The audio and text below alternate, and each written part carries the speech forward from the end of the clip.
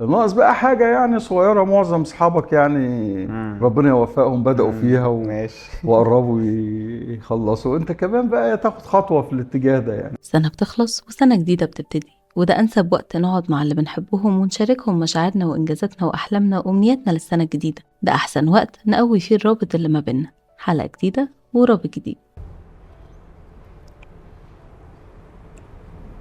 حاجة حصلت السنة ديت وفرحتك قوي. السنة دي اعتقد في 22 يوليو كان الميلاد حفيدي الثالث زين ابن رنا بنتي.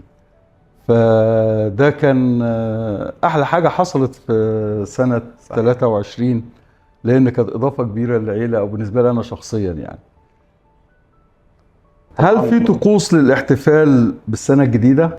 فاكر بقى انا في حاجة انا فاكرها من واحنا صغيرين. لما كنا نطلع الطراطير دي والبالونة الطويلة اللي كانت قدي، وكنا نحط البالونة ونقعد نغني نقعد كنت انا متخيل ان البالونة دي واحد صاحبنا، يعني كانت طولي حرفيا.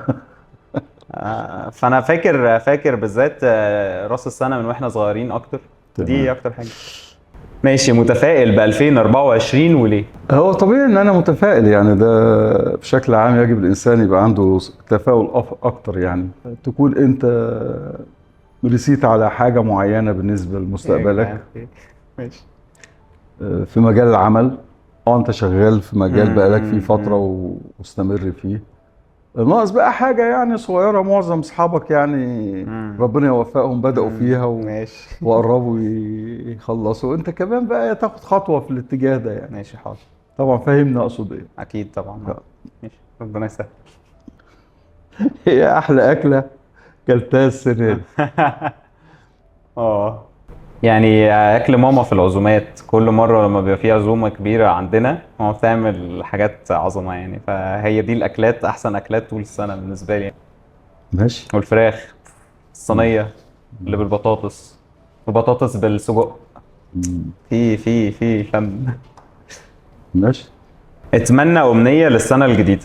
امنية للسنة الجديدة ان ربنا يبعد عنا كل شر او كل مرض، والاقيكم كلكم حواليا كويسين بصحة جيدة. دي اهم حاجة، لان نعمة الصحة ديت يعني اهم من اي حاجة تانية.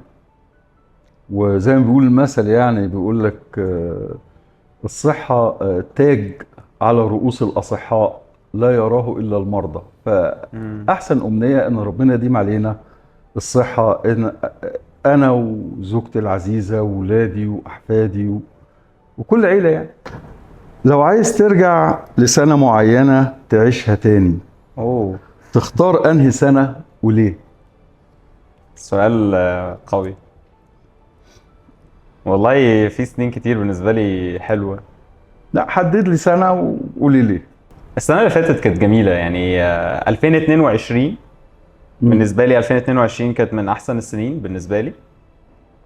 ليه؟ علشان الشغل يعني بشكل كبير. أول مرة أسافر برا مصر، وبدأت لحد كبير أنا عارف أنا بعمل إيه في يعني بحقق نجاحات. يعني. بحقق نجاحات، حاجات بتمشي معايا بشكل كويس. برضو كانت أيام سعيدة بالنسبة لي يعني. هل في شخص فقدته السنة دي يعني ربنا يرحمه؟ احكي لنا عنه وادعي له دعوة حلوة. هو في يعني صديق من ايام المدرسة او ابتدائي يعني.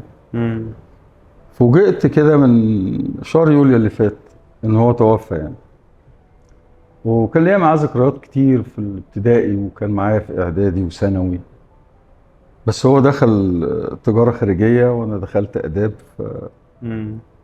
لكن فضلت العلاقة بيننا طيبة يعني. وبعدين تعب في اخر ايامه يعني، مرض وبتاع، وفوجئت انه توفى. فربنا يرحمه يعني. فطبعا انت لما بتفقد اصدقاء بتبقى حاجة صعبة قوي يعني، خاصة اذا كانوا بيبقوا قريبين منك يعني.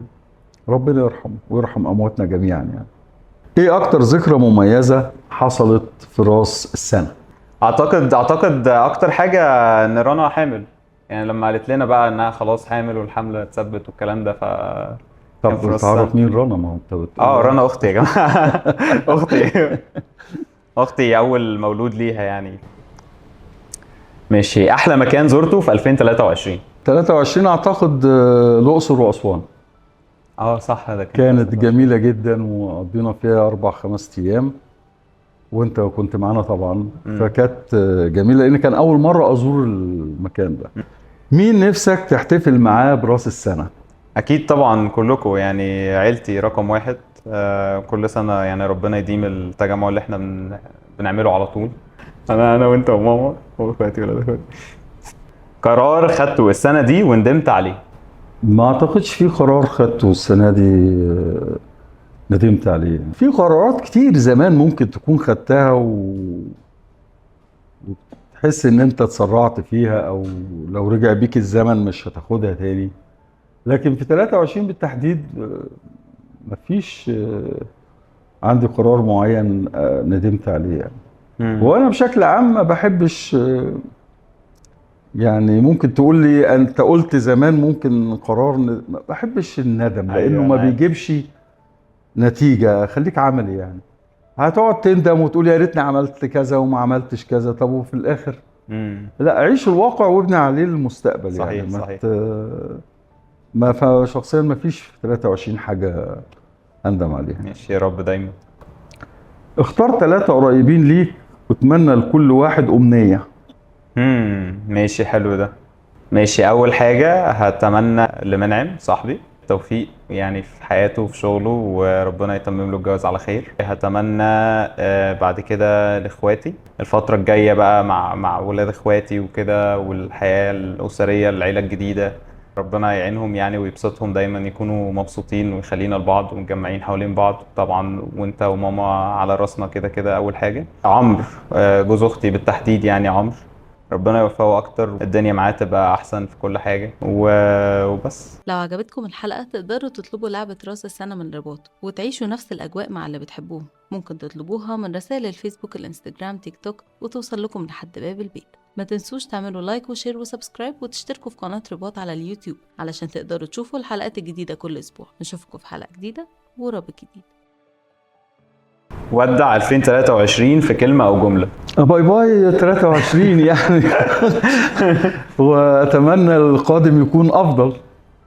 يعني هو زي ما قلت من شوية ان انا دايما متفائل، فدايما بأظن ان اللي جاي ممكن يكون افضل من اللي فات. يعني دايما تبص للمستقبل نظرة فيها نوع من التفاؤل يعني، ايا كان الظروف اللي هتواجهك يعني.